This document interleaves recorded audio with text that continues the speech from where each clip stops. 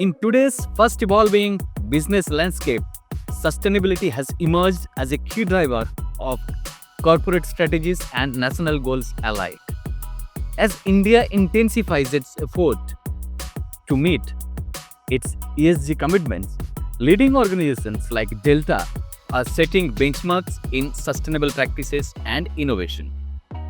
In this exclusive interaction, Rachna Kango at Delta Electronics will be sharing her insights into how Delta is spearheading sustainability initiatives, aligning with India's ESG goals, and empowering stakeholders to transition towards a greener future.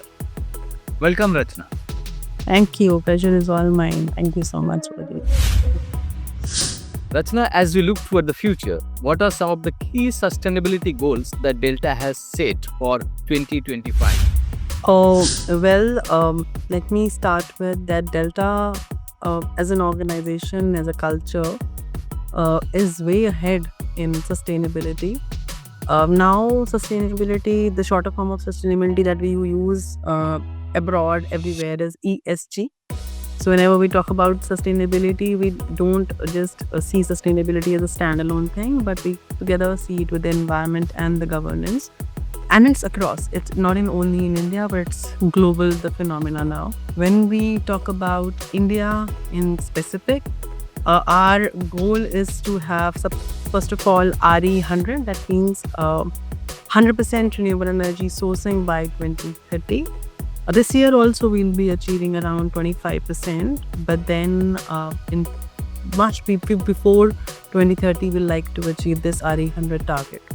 That's first and foremost for us. Then EV100, we have also pledged for EV100, wherein it means that all the vehicular movement that happens inside your plant and then the company vehicles all will be transitioned to EV by 2030. Again, 2030 is the end goal, but doesn't mean we will do and wait for 2030 for it to happen. Then we want to have a net zero for us. That is also a big target for us, and we are striving hard for it. Zero waste is another thing. I mean, full recycle, that is also one of the things. And if we do all these things, we'll be a sustainable organization for sure. And then having, net zero is of course a zero carbon footprint, but slowly these steps will help us in gradually, decreasing our carbon footprint. One thing I would like to add here is that it's not because Delta is an ecosystem, right? Any organization is an ecosystem. They will have their customers to whom they are selling their products, and then they will have their suppliers as well. So if Delta is alone or any organization is alone go sustainable and its upstream, downstream partners are not sustainable, then it is half purpose solved.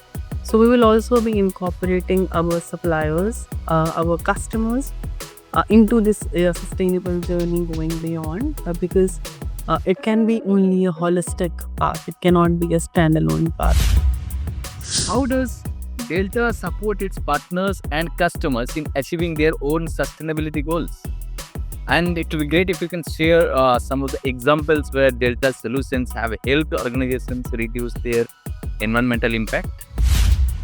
So, first of all, we'll start with our products. Then, whatever products we produce, we give it to our customers are very energy efficient products.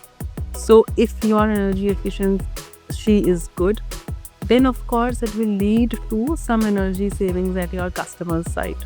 So that's the first step. That's how we help our customers. On the reverse side, on the supplier side, we help assess their sustainability.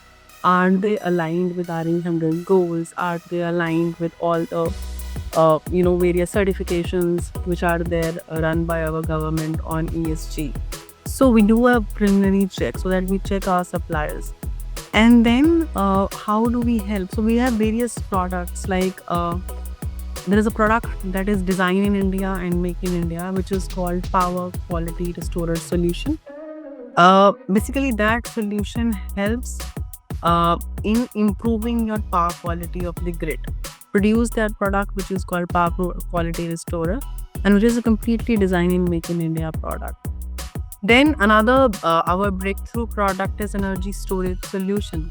So you might be aware that one can only produce solar energy during daytime.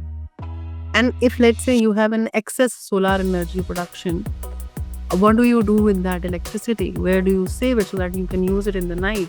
So we have energy storage solutions which helps customers to use their energy in the night time. Or not only solar, actually wind also has seasonality. There will be few months in the year when the wind production or the energy from the wind will be large, and then there will be months wherein there will be very minimum energy production from windmills. So this fluctuation in wind, in solar, in natural resource energies is taken care by energy storage solutions, and Delta provides those energy storage solutions to the customers. So there are various means and ways through which we help our customers on their sustainability journey. Rachita, can you share some of the biggest challenges companies face when trying to implement sustainability practices, and how can they overcome those hurdles? Yeah. So the biggest hurdle which anybody will tell you in these sustainability goals is capex, is the money. So there was an article which I was reading yesterday that if we want to contain 1.5 degrees rise of this Mother Earth, right? We need to spend almost $3 trillion every year in the world. I'm talking about.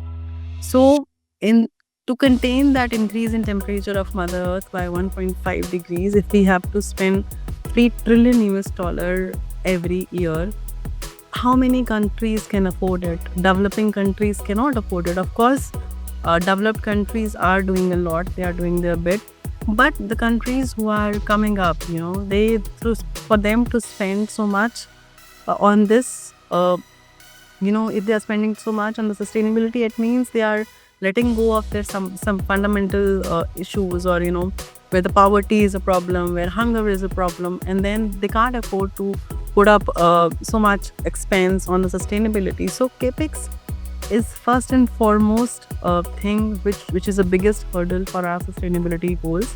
But when you say that how we can overcome those challenges, then we must see that what we can do in our capacity, in our little capacity. Can you let go of your plastic, one single-use plastic? Can you let go of excessive shopping? Can you just walk instead of riding, driving your car everywhere? These small changes are inexpensive. They don't require capex. And if for developing nations, they inculcate such kind of habits in their own citizens, or they develop such kind of mindset and bring that culture on, we can actually see carbon footprint reduction in the globe. So that's also, I was going through one thing yesterday, that it is possible that after 2035 we can see a drop of carbon footprint in the world, but that requires efforts from one and everyone, not only in capex, but what these small changes, habit changes also, that I am referring to. Looking ahead, Rachna, how do you look at the future of sustainability goal in India, and what role do you believe companies like Delta will play in accelerating this transformation? I mean, this last 10-15 years had been revolutionary for India when it comes to sustainability. There is a mandate given by Government of India, BRSR, Business Reporting and Sustainability Reporting, that is being made mandatory for all the listed organizations. Now, what happens is that once these, putting up your all the figures for sustainability in your annual report becomes mandatory, then your efforts and attention go towards it. So government has done a fair bit, a big bit in driving that cognizance or driving that awareness in the organizations for sustainability. But at the same time, organizations have also become increasingly aware about their carbon footprints. I think this generation in India is a generation which will reverse, carbon footprint era, which will actually do Mother Earth healing. I always feel because this generation is a very aware, very lit generation, as they call in their Gen Z lingo, that they are aware that every action of theirs is going to have some carbon footprint. So there are numerous startups being done in India right now, which are in and around sustainability. So there are 2-3 factors which is helping in India. One is government's policies and their reforms, of course.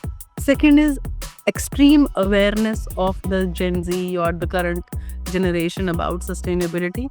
And third is organizations have their firm commitments and they are very assertive of attaining those net zero goals and carbon neutrality. So because that is a commitment that they have made to themselves and then their customers and suppliers as well, and then to the Mother Earth as well. So there are various factors which are helping India to attain our sustainability much faster, because you know that Paris climate, whatever in that agreement that India had committed, we are almost there. We're almost there. So we are making a commitment and standing firm to it, which is incredible and commendable, I must say. Okay, thanks for that.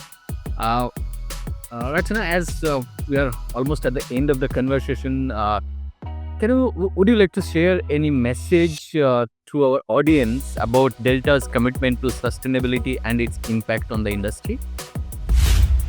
Sure.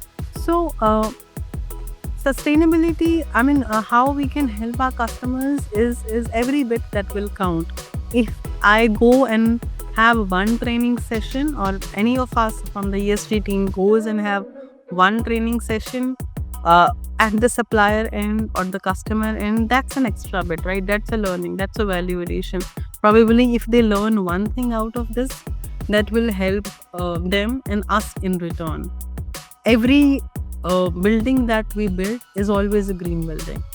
So in September, we inaugurated our new headquarters in Bangalore, which is also a green building. So these things, and you always walk the talk when it comes to sustainability. If we are asking our suppliers to be compliant of ESG, we also need to walk the talk. They know that Delta is putting up everywhere green building. Also, we are helping our communities. So wherever we are putting up a plant or big infrastructure, we'll make sure that the communities which are around us, the kids, the environment bit, we get them back something. So CSR is also part of ESG when it comes to it. So walking the talk is something that's how we support our customer and the channel partners to be on the path of their sustainability. And we support them in various things. We support them in trainings. We go to them. We tell them how to make green buildings. There is also a ESG consulting department which has been recently opened in our Taiwan headquarters. I only want to say that Delta, our tagline is smarter, greener, together. And all of us, we stand by every word of it. It runs in our blood and veins, right from top to bottom, in our topmost hierarchy to the people working in the shop floor. And that is the culture that we have imbibed. Smart, when I say, is we imbibe all the latest technologies, be it AI, IoT, generative AI we are talking about, Industry 4.0 talking about. So all these technologies we are imbibing in ourselves so that we work smarter. Greener is, this whole talk is about being green. So we want to walk the talk, and we are very cognizant of the fact about our carbon footprint. So we are working towards greener tomorrow. And then together, as I said, S is the most important thing of us. So together, all of stakeholders, we need to work smart and also for the greener tomorrow. And that's why Delta is a trusted brand. And that's how I want to conclude this talk, Shubhajit. Yeah. Right. Thank you. Thanks a lot, Rachana, for your valuable insights today. Delta's ongoing efforts to contribute to India's sustainability journey are inspiring, and Delta's expertise in this field will surely guide many organizations towards more sustainable and responsible business practices.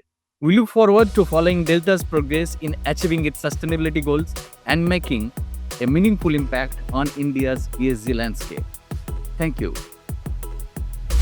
Hello friends, if you enjoyed watching this video, please like, comment, share and subscribe to our channel for more awesome content.